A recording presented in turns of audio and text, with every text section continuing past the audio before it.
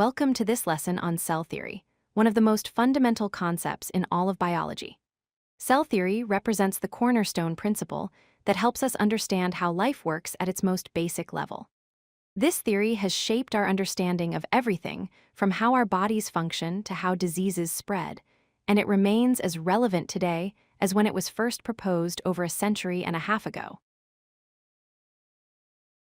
Cell theory is a fundamental scientific principle that describes the properties and importance of cells as the basic unit of life.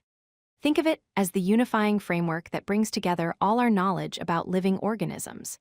This theory explains not just what cells are, but why they matter so much to our understanding of life itself.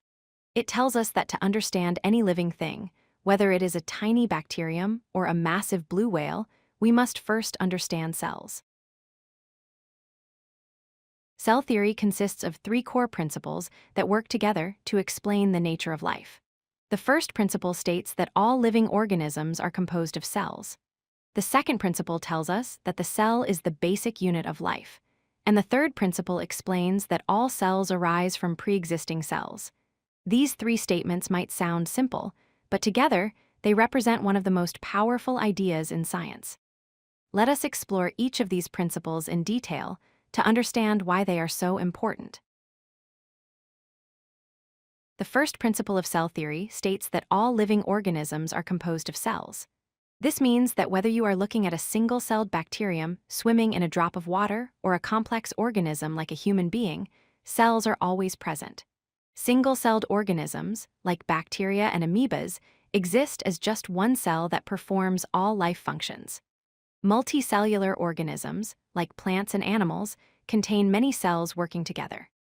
Importantly, cells are the smallest living units, meaning nothing smaller than a cell can be considered truly alive. The second principle states that the cell is the basic unit of life. What this means is that cells are capable of performing all the essential functions that we associate with being alive. They can take in nutrients, convert them to energy, carry out specialized functions, and reproduce. A critical point here is that nothing smaller than a cell is considered alive. You cannot break a cell down into smaller pieces and have those pieces continue living. Cells also maintain homeostasis independently, meaning they can regulate their internal environment to stay balanced and functional. The third and final principle tells us that all cells arise from pre-existing cells. This principle fundamentally changed how we think about the origin of life. New cells form through a process called cell division, where one cell splits to become two cells.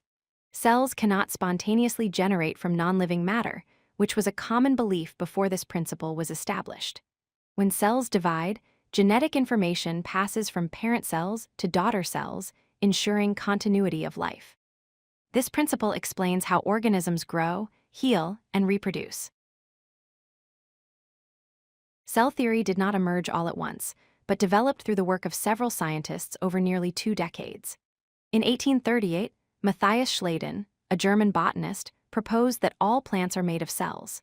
Just 1 year later, in 1839, Theodor Schwann extended this idea to animals, suggesting that all animals are also composed of cells.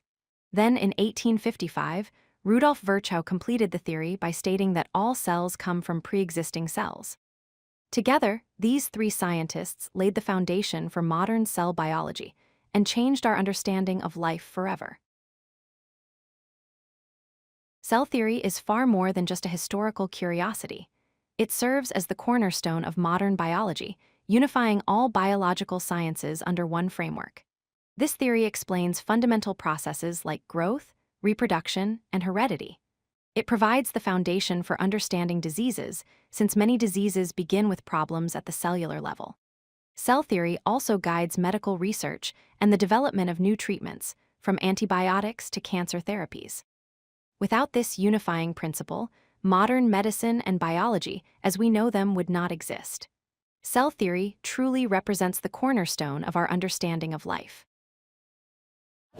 If you like this video, hit that like button and don't forget to subscribe. Visit codelucky.com for more such useful content.